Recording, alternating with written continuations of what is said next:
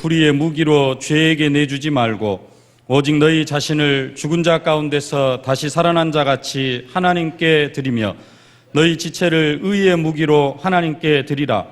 죄가 너희를 주장하지 못하리니 이는 너희가 법 아래에 있지 아니하고 은혜 아래에 있음이라. 그런즉 어찌하리요? 우리가 법 아래에 있지 아니하고 은혜 아래에 있으니 죄를 지으리요? 그럴 수 없느니라. 너희 자신을 종으로 내주어 누구에게 순종하든지 그 순종함을 받는 자의 종이 되는 줄을 너희가 알지 못하느냐? 혹은 죄의 종으로 사망에 이르고 혹은 순종의 종으로 의에 이르느니라. 하나님께 감사하리로다. 너희가 본래 죄의 종이더니 너희에게 전하여 준 바 교훈의 본을 마음으로 순종하여 죄로부터 해방되어 의에게 종이 되었느니라. 너희 육신이 연약함으로 내가 사람의 예대로 말하노니 전에 너희가 너희 지체를 부정과 불법에 내주어 불법에 이른 것 같이 이제는 너희 지체를 의에게 종으로 내주어 거룩함에 이르라. 너희가 죄의 종이 되었을 때에는 의에 대하여 자유로웠느니라. 너희가 그때에 무슨 열매를 얻었느냐? 이제는 너희가 그 일을 부끄러워하나니 이는 그 마지막이 사망임이라. 그러나 이제는 너희가 죄로부터 해방되고 하나님께 종이 되어 거룩함에 이르는 열매를 맺었으니 그 마지막은 영생이라. 죄의 삭은 사망이요 하나님의 은사는 그리스도 예수 우리 주 안에 있는 영생이니라. 아멘. 하나님은 우리에게 거룩함에 이르는 열매를 이미 허락해 주셨습니다. 우리는 어떤 사람이냐? 거룩함에 이르는 열매를 이미 맺은 사람들입니다. 제 이야기가 아니라 오늘 성경이 그렇게 말씀하고 있습니다. 우리 22절 말씀 다시 한번 함께 봉독하겠습니다. 그러나 이제는 너희가 죄로부터 해방되고 하나님께 종이 되어 거룩함에 이르는 열매를 맺었으니 그 마지막은 영생이라. 아멘. 거룩함에 이르는 열매를 맺었으니 우리를 향하여서 거룩함에 이르는 열매를 이미 맺었다고 그렇게 말씀합니다. 그래서 오늘 메시지 제목이 거룩함에 이르는 열매를 맺은 성도입니다. 거룩함에 이르는 열매는 뭐냐? 쉽게 말하면 또 좀 더 어려울 수도 있는데요. 성화의 열매다 이렇게 말할 수 있습니다. 거룩함에 이르는 열매, 그것도 좀 어렵고 성화도 좀 어려운데요. 거룩하다라는 말은 무슨 말이냐면은 구별되었다는 말입니다. 구별. 우리는 구원받지 못한 사람들과 구별된 그런 사람들입니다. 그래서 그 열매로 지금 이 자리에 우리가 앉아 있는 것입니다. 세상 사람들과 예수 안 믿는 사람들과 우리는 구별되어졌습니다. 그 구별되어지는 시간이 어떤 시간이냐면은 바로 이 시간입니다. 이 시간에 앉아 있는 것 자체가 우리는 뭡니까? 거룩함에 이르는 열매를 맺은 겁니다. 근데 여기에 뭐 그런 분들이 계시지는 않겠습니다만은 혹시 주일날 예배 딱 한 번 드리고 그 외에 나머지 시간에는 전혀 그리스도도 생각하지 않고 삶 속에서 주님 바라보는 시간도 없고 또 기도하는 시간이 전혀 없는 사람, 그 사람은 평상시 삶은 어떻게 되냐면은 안 그럴 수도 있습니다만은 주일날 그냥 교회만 왔다가 가버리는 그런 사람은 안 그럴 수도 있습니다만은 보편적으로 어떻게 되냐면은 삶 속에서는 예수 안 믿는 사람들과 별로 구별이 안 되어집니다. 그러겠잖아요. 구별이 되어진다는 말은 주일날 받은 메시지가 계속해서 생각이 나고 그러면서 말씀을 가지고 기도하고 이미 현장에서 그렇게 되어진다는 것은 구별이 되어져 가는 겁니다. 똑같이 밥을 먹어도 밥을 먹는 이유가 틀립니다. 똑같이 직장 생활을 해도 말씀을 붙잡고 기도하는 사람은 직장 생활하는 이유가 다릅니다. 근데 그런 게 전혀 없는 사람, 그냥 형식적으로 주일날 1시간 앉았다가 집에 돌아가는 사람, 일부 예배까지 드리시는 분은 아마 그러신 분들은 안 계실 텐데요. 그냥 그런 교인들이 다른 데는 많이 있어요. 그래가지고 예수 믿는 것이 전혀 표가 안 나는 사람, 또 그냥 삶 속에서도 전혀 그리스도 안 바라보는 사람, 이런 사람들은 사회생활 할 때는 불신자들하고 구별이 안 되어집니다.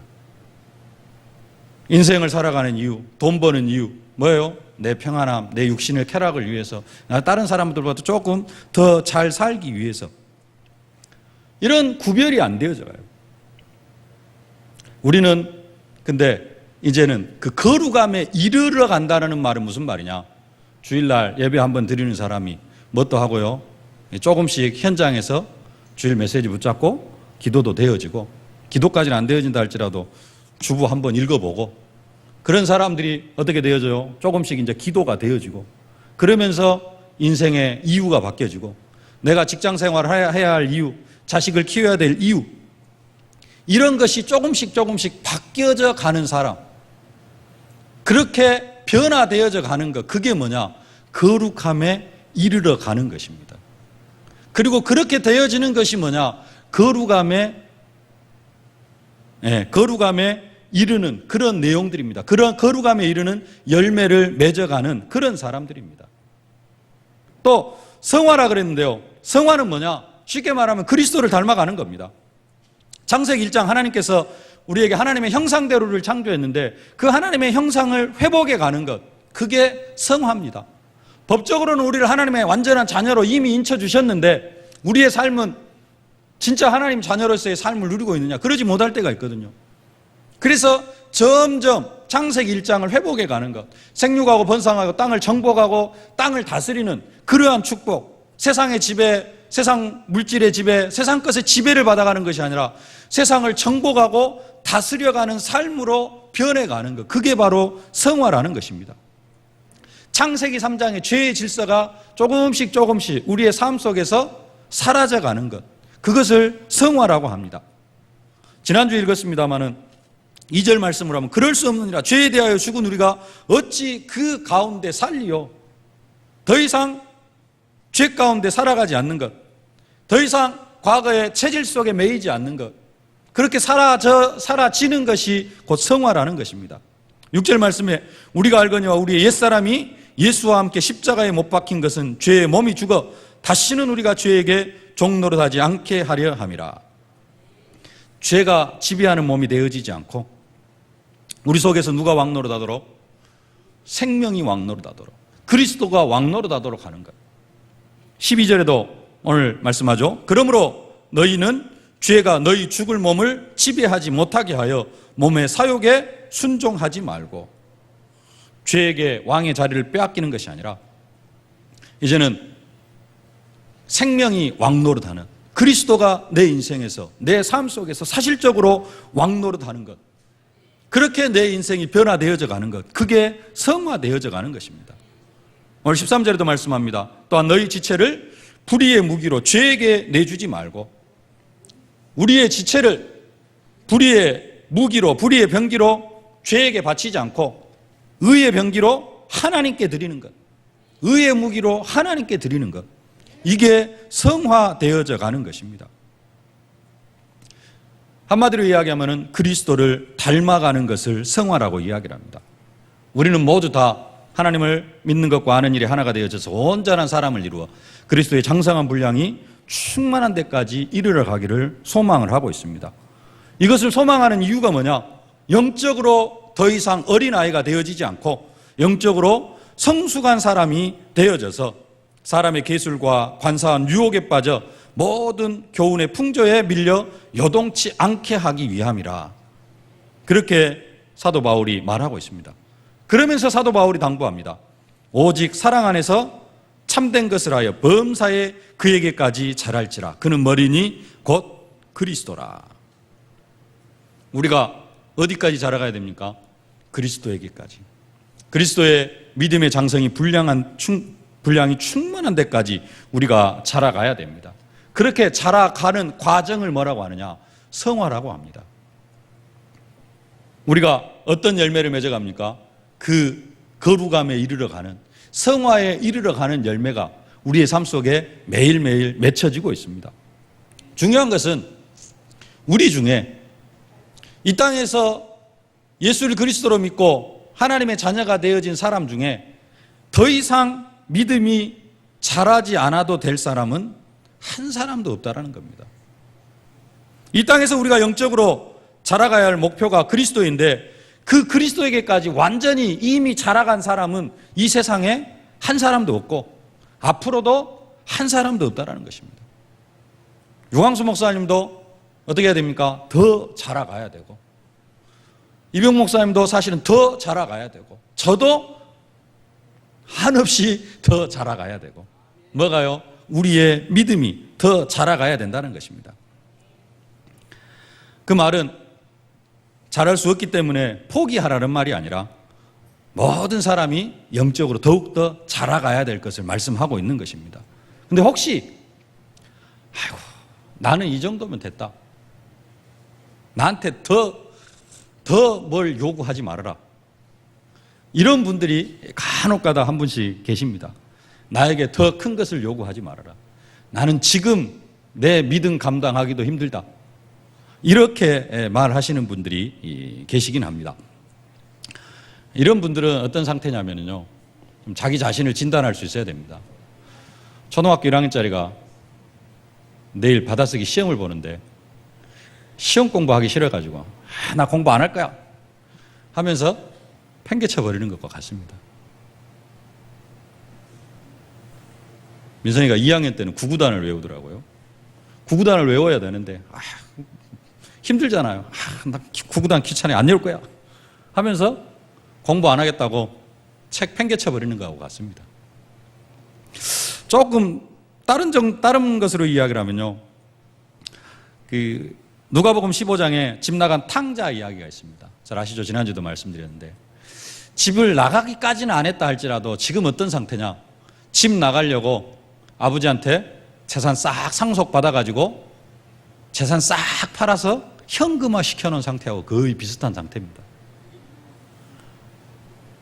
내 믿음은 더 이상 잘하지 않아도 돼. 아이고 나한테 더 큰 것을 요구하지 마. 나한테는 또 다른 지금 내 뭣도 지금 감당하기 힘드니까 또 이것보다 더 큰 헌신, 더 큰 봉사, 나한테는 이런 거 요구하지 마, 이러신 분들, 집 나갈 준비를 다 해놓은 탕자, 아직 나가지는 않았어요. 그런 상태하고 비슷한 상태라는 것입니다. 우리는 어찌해야 되느냐? 정말로 다 거룩함에 이르러 가야 될 사람들입니다. 그리스도의 장성한 분량이 충만한 데까지 닮아져 가야 될 그런 사람들인 줄로 믿습니다. 그런데 우리를 향하여서 이미 그렇게 되어질 수 있는 무엇을 맺은 사람요? 열매를 맺은 사람이라, 이렇게 성경이 말하고 있습니다. 우리가 거룩함에 이르러 가야 되고 그리스도의 장성한 분량이 충만한 데까지 자라가야 하는데, 여기에 필요한 열매를 우리는 이미 맺은 사람이다. 22절 말씀 다시 한번 봉독하십시다. 그러나 이제는 너희가 죄로부터 해방되고 하나님께 종이 되어 거룩함에 이르는 열매를 맺었으니 그 마지막은 영생이니라. 고린도전서 6장 11절에 이렇게 말씀합니다. 너희 중에 이와 같은 자들이 있더니, 이와 같은 자들은 어떤 자들이냐면은 음행하는 자와 우상숭배하는 자나 간음하는 자, 탐색하는 자, 남색하는 자, 도적이나 탐욕을 부리는 자나 술 취하는 자나 모욕하는 자나 속여 빼앗는 자들은 하나님의 나라를 유업으로 받지 못하니라. 너희 중에 이와 같은 자들이 있더니, 우리가 옛날에는 그런 사람들이었는데 예수 그리스도의 이름과 하나님의 성령 안에서 씻음과 거룩함과 의롭다 하심을 얻었느니라. 이미 우리를 어떻게 하셨어요? 거룩하게 하셨고 우리를 의롭다 칭해 주셨다라는 것입니다. 우리에게 뭘 주셨어요? 거룩함에 이르는 열매를 이미 우리가 받았다, 그렇게 말씀하고 있는데, 그러면 이 거룩함에 이르는 열매가 구체적으로 뭐냐?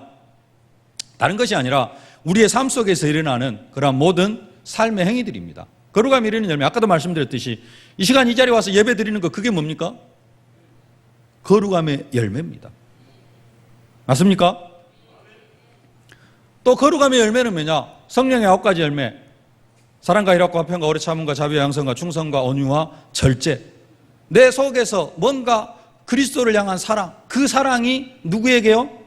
모든 사람에게는 안 나타난다 할지라도 가장 가까이 있는 사람에게 조금이라도 나타나는 것, 그게 뭡니까? 이미 거룩함에 이르는 열매입니다. 이 열매가 이제 어떻게 되어져야 돼요? 구역 식구들에게까지, 지역 식구들에게까지, 온 교회 성도들에게까지. 이렇게 되어지면 어떻게 되게요? 점점 어떻게 되어져 가는 겁니까? 그리스도를 닮아가는 거예요. 지금까지는 내 주변에 있는 나하고 관계된 사람들만 이렇게 생각이 되어졌는데, 사랑의 열매가 조금씩 확장이 되어져 가요. 지금까지는 직장의 동료들은 전혀 생각하지 못했었는데, 저 사람에게도 복음이 들어가야 되는데 하면서 기도가 되어지는 것. 이것이 거룩함에 이르는 열매라는 것입니다. 인생을 살아가야 될 이유가 오로지 먹고 사는 것에 대해서 사는 것이었는데 조금 바뀌어요. 뭘로요? 하나님께서 나를 살게 하신 이유가 하나님 일을 하게 하신 것이구나. 나는 이제 하나님의 영광을 위해서, 하나님의 기쁨을 위해서 살아가야 되겠구나. 이렇게 생각이 바뀐 것. 그것도 뭡니까? 거룩함에 이르는 열매입니다. 저지난주까지 집중훈련 받은 사람은 삶 속에서 사모늘이 되어지는 것. 그것도 거룩함에 이르는 열매입니다. 거룩함에 이르는 열매, 항상 기뻐하고 항상 기도하고 항상 감사하는 것입니다. 이런 것들이 다 거룩함에 이르는 열매입니다. 그리고 그 마지막은 뭐다? 영생이라 그렇게 말씀합니다. 하나님께 종이 되어 거룩함에 이르는 열매를 맺었으니 그 마지막은 영생이니라.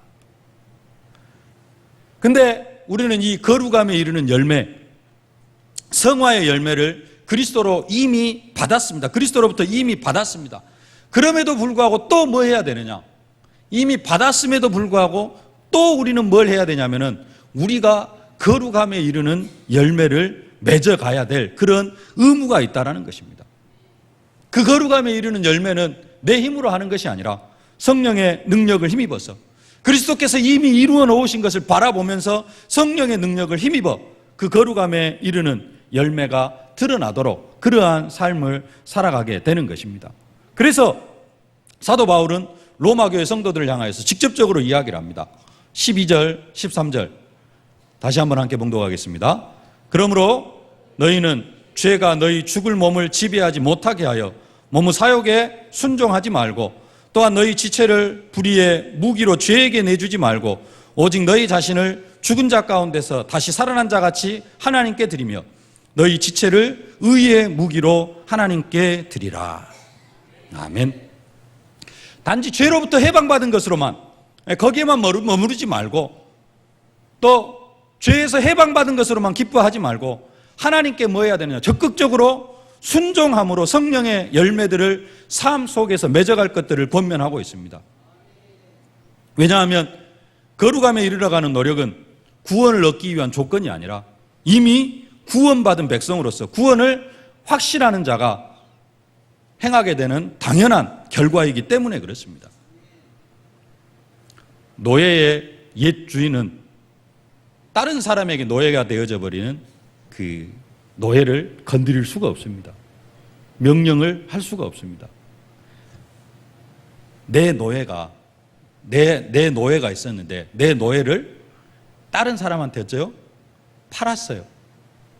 그러면은 그 노예를 향하여서 나에게 명령권이 있어요, 없어요? 그 노예는 내 말을 들을 필요가 있어요, 없어요? 없습니다. 그 노예는 누구 말만 들으면 돼요? 새로운 주인의 말만 들으면 되는 것입니다. 그래서 14절에 이야기합니다. 죄가 너희를 주장하지 못하리니 이는 너희가 법 아래 있지 아니하고 은혜 아래 있음이니라. 죄가 우리를 주장하지 못합니다. 과거에는 우리가 어떤 상태였습니까? 과거에는 우리가 죄의 종이었습니다. 근데 하나님께서 우리를 값주고 사셨습니다. 우리는 이제 죄의 종이 아니라 누구의 종이 되어졌느냐? 하나님의 종이 되어졌습니다. 그러면은 죄가 더 이상 우리에게 영향력을 행사할 수 없는 그런 존재가 되어졌다는 것입니다. 그게 죄가 너희를 주장하지 못하리니 그 이야기입니다. 근데 문제는 뭐냐? 죄가 우리를 더 이상 주장할 수 없는 그러한 신분이 우리가 되어졌는데도 불구하고 우리는 죄가 우리를 주장하도록 돕는다라는 것입니다. 그게 우리의 문제입니다. 왜 그러느냐? 체질 때문에 그래요. 김삼순이라는 이름을 가진 사람이 자기 이름이 마음에 안 들어가지고 얼굴도 이쁘고 이름도 이쁜 김자옥이라는 연예인 이름을 따가지고 자기 이름을 개명을 했습니다. 법적으로 이름을 뭘로 바꿨어요? 김자옥이라고 이름을 바꿨습니다. 이름을 왜 바꿨어요?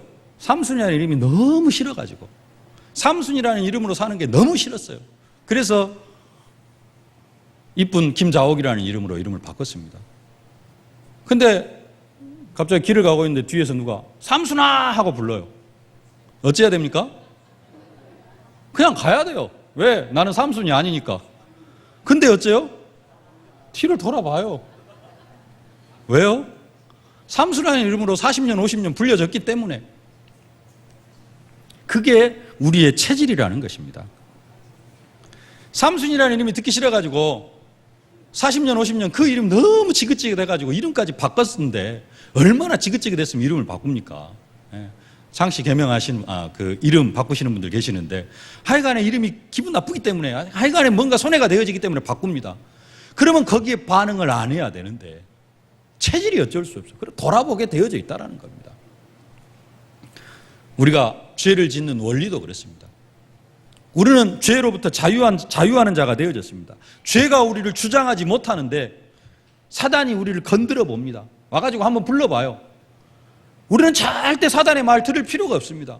옛 주인의 말을 들을 필요가 없어요. 근데 체질이 어쩌냐? 돌아보는 체질이요.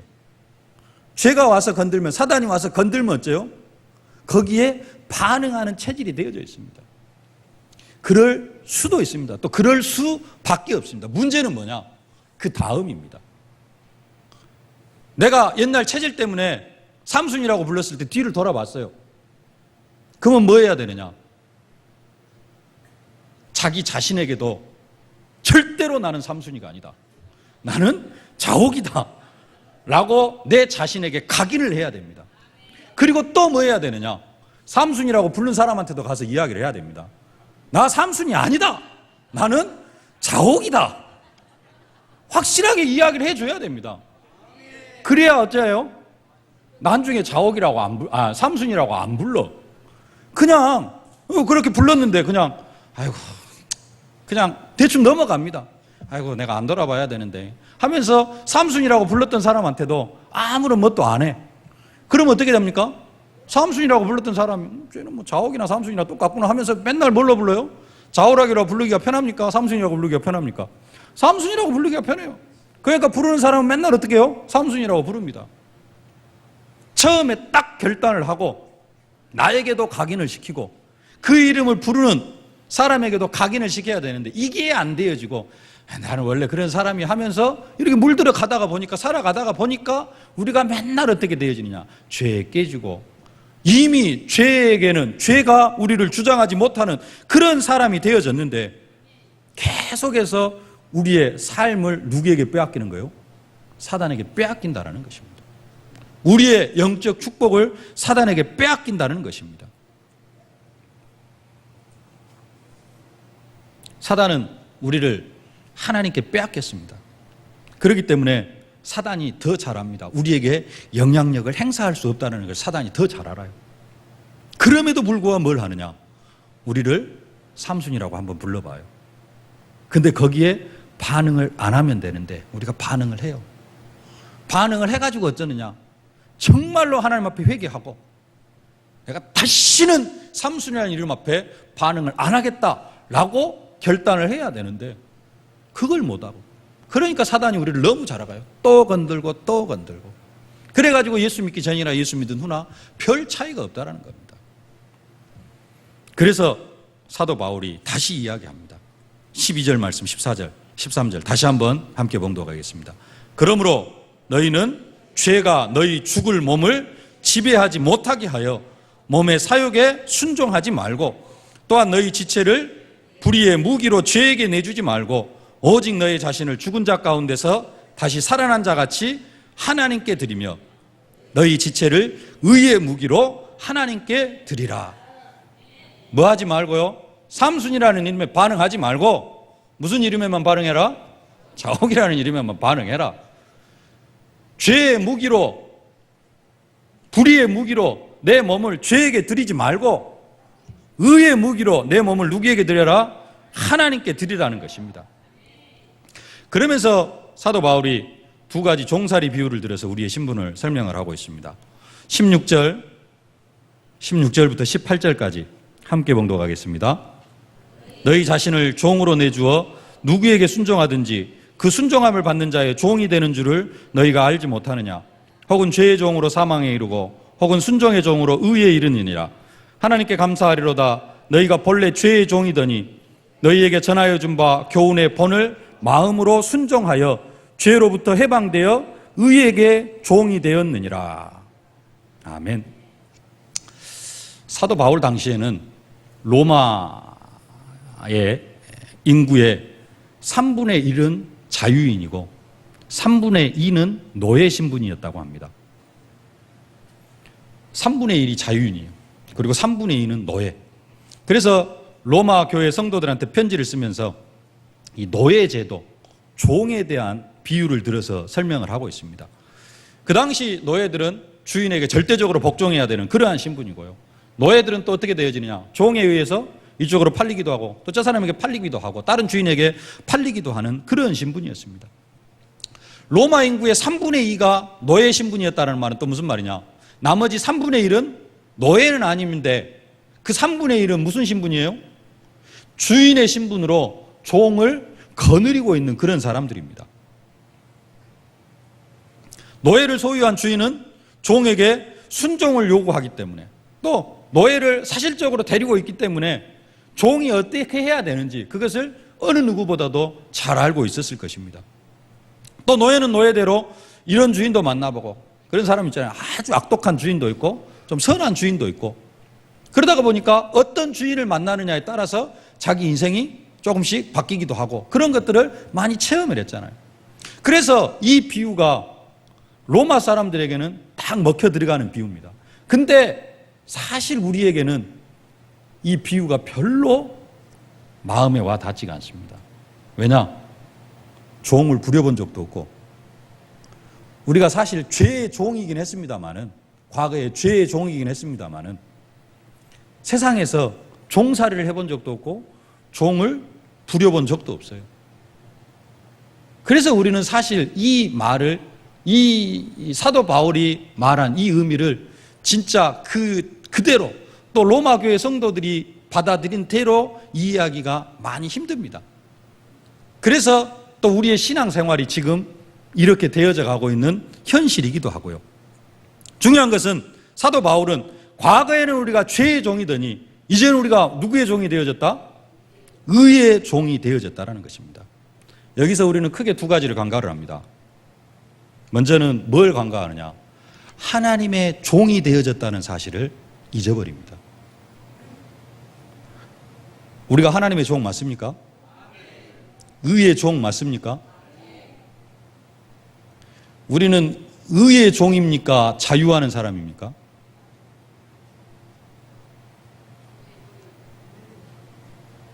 의의 종입니까? 자유하는 사람입니까?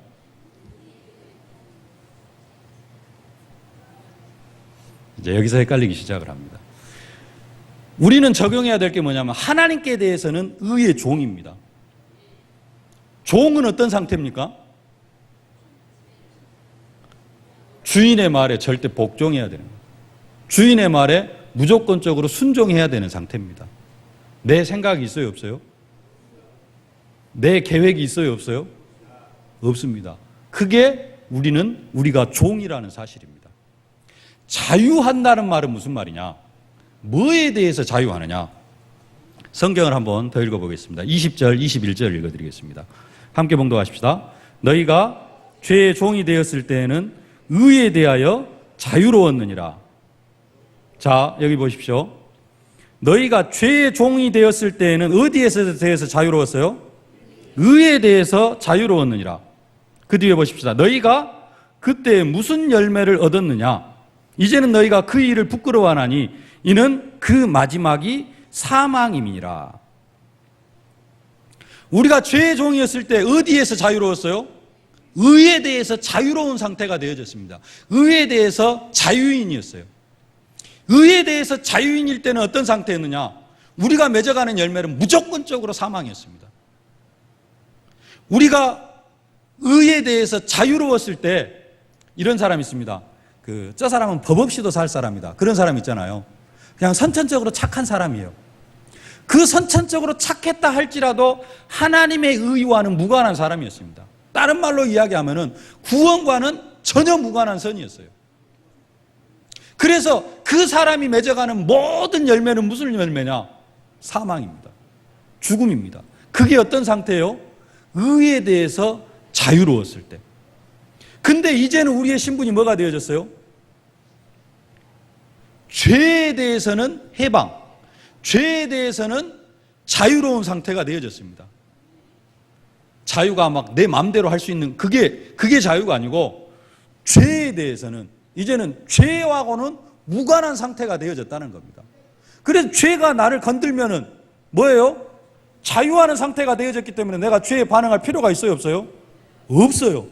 신분은 그런 상태가 되어졌다는 겁니다. 그리고 우리의 신분은 뭐예요? 하나님에게는 종. 맞습니까? 죄에 대해서는 자유, 하나님에게 대해서는 종. 근데 조금 내 편한 대로 이것을 받아들이려고 하나님 앞에서도 자유. 왜? 아들이니까. 이게 이제 조금 종인데 이걸 조금 우리에게 은혜롭게 들리기 위해서 소명, 사명, 아들, 자녀 그렇습니다. 원래는 뭐예요? 종입니다.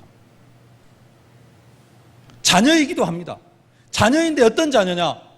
집 나갔다 돌아온 탕자의 자녀예요. 처음에 자녀는 어떤 상태입니까? 어떻게 해서든지 집 나가려고 하고 있어요. 어떻게 해서든지 뭘 해보려고 하는 겁니까? 아버지한테서 자유를 얻고 싶어. 그게 지금 우리가 생각하는 착각하고 있는 자유입니다. 맞습니까? 그건 자유가 아니고 죄의 종이 되려고 하는 거예요. 세상에 가서 마음껏 한번 놀아보려고 하는 것. 예? 아버지 돈 싹 이거 팔아가지고 뭐 하려고 하는 상태예요 지금? 가서 한번 써보고 싶다라는 겁니다. 그게 우리가 많이 생각하고 있는 자유의 개념입니다. 근데 그런 자유의 개념이 아니고 우리는 무엇에 대해서 자유예요? 죄에 대해서 자유가 되어졌습니다.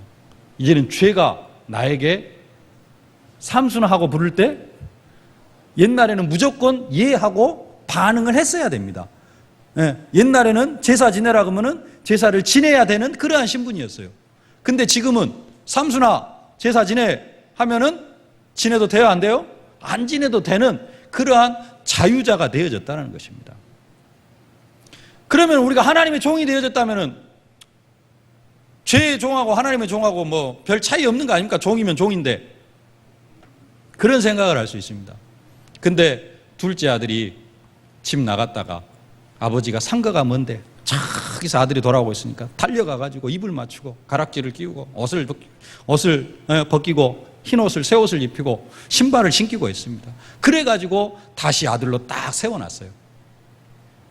이 아들은 집 나갈 생각합니까? 안 합니까? 절대 안 합니다.